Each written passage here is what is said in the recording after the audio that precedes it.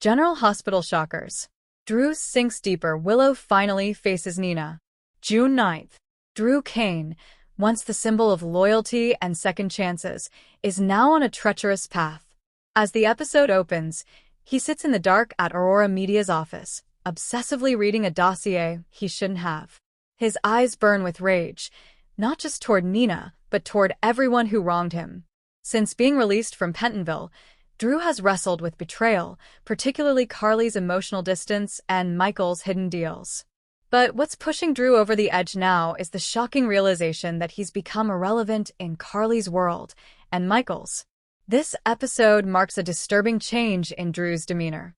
He uses a burner phone to contact an anonymous PI, asking for a full investigation into Ned, Nina, and even Michael.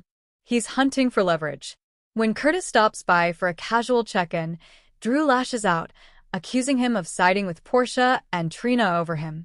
Curtis tries to calm him down, but Drew's intensity rattles even him. Drew, to Curtis, everyone's lying. Everyone's moving on. Maybe it's time I play by their rules. In a devastating scene, Drew visits Carly at Kelly's and drops a veiled threat. He tells her he's done being her safe place. Carly, already unnerved by his growing distance, is left shaken.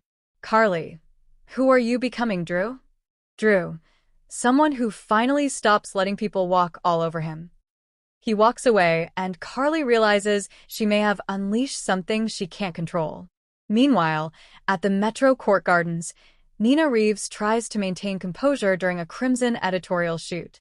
But her internal storm is brewing. She knows her relationship with Willow is still fractured. She also suspects that Michael knows something. His coldness lately has been too deliberate. The confrontation begins when Willow arrives at the Metro Court unannounced. Dressed in scrubs after a shift at GH, she's calm but direct. Willow, we need to talk, Nina. No photographers. No Sonny. Just you and me.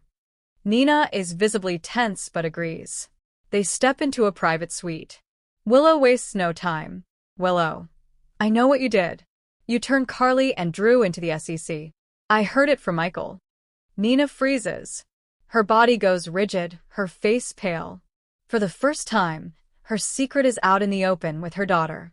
Nina, Willow, I can explain. Willow, no. You can't. You lied. You watched me suffer through transplant recovery, through reconciling with you, and all the while, you were smiling in my face. That's not love.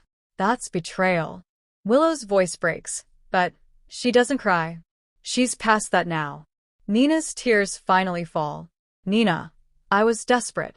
I thought if Carly paid for what she did to me, if I could expose her, maybe I'd feel whole again. But I lost sight of what mattered most, you.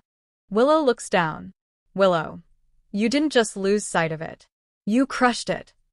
As Willow leaves, Nina collapses onto the couch, sobbing. The silence afterward is deafening. Back at the Quartermain mansion, Michael is restless. Brooklyn notices it, but he brushes her off.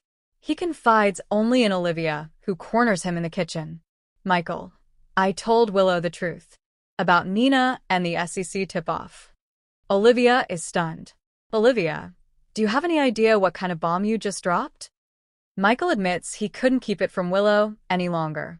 But the real reason is darker. He wanted Nina to pay. Olivia warns him that this might backfire terribly. Later, Brooklyn finds a scribbled note on Michael's desk with one ominous line. What if Sonny finds out? At Pozzolo's, Sonny is discussing Corinthos Coffee's supply issues with Dex when he pauses. Something feels wrong. He can't shake the feeling that a storm is brewing. Dex offers to look into Drew's movements, subtly implying that Drew might be stirring up more than business trouble.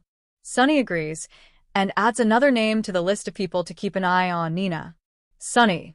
She's been different. Distracted. Something's not right. Dex nods, masking his concern. He knows more than he's letting on. Meanwhile, at Gallery Jerome, Ava receives a call from an anonymous number. A garbled voice warns her. The walls are closing in. Protect yourself from Nina, from Sonny, from everyone. Ava is rattled. She pays Carly a visit at Kelly's and offers an icy truce. I think our mutual friend Nina is about to implode. Carly, still reeling from her tense talk with Drew, snaps. Carly, you're all snakes in the same pit. Ava calmly walks away, but the war lines are being drawn again. Sam McCall, at home with Dante, notices inconsistencies in Drew's recent activities. When she learns from Scout's teacher that Drew missed a school event he swore he'd attend, Sam digs deeper. She confronts him later that day, hoping it's a misunderstanding. Sam, are you okay? You're not you lately. Drew responds coldly. Drew, maybe I'm finally becoming who I should have been all along. Sam is left deeply disturbed. She later tells Dante she's worried Drew is spiraling. After the emotionally devastating confrontation with Nina, Willow ends up at Carly's house.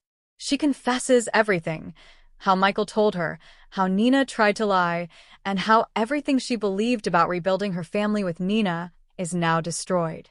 Carly listens, hugs her, but then says, Carly, I didn't want you to find out this way, but I'm proud of you for facing her head-on. Willow wonders aloud if she should cut Nina out completely, or if she's simply repeating the same cycle of hate. Carly urges caution, but doesn't hide her own resentment. Carly, forgiveness is a choice. But don't ever forget who she really is. Alone in her Metro Court suite, Nina throws a glass against the wall. Just then, Valentine arrives unannounced. He was in town to check on Charlotte but came by after hearing Nina sounded off in her last message. She collapses into his arms. Nina, I've lost everything again, haven't I? Valentine holds her, but says something unexpected. Valentine, not if you fight for it the right way. No more secrets. No more revenge. Nina, broken but clinging to hope, nods. Back at the gatehouse, Willow returns to Michael. She thanks him for telling her the truth, but warns him. Willow, don't ever keep something like this from me again. We're not just partners. We're parents. Lies aren't part of that. Michael agrees, but tension lingers. As Willow sleeps, Michael stares out the window, knowing that one secret remains, his original plan to use Nina's SEC call to bring Sonny down. That plan may be over, but the damage has only just begun. In the final moments of the episode, Drew walks into a dark office, where Tracy is waiting. He drops a thick file onto her desk. Drew, you wanted leverage over Ned? Over the Quartermaines? I want in. Tracy looks at him suspiciously.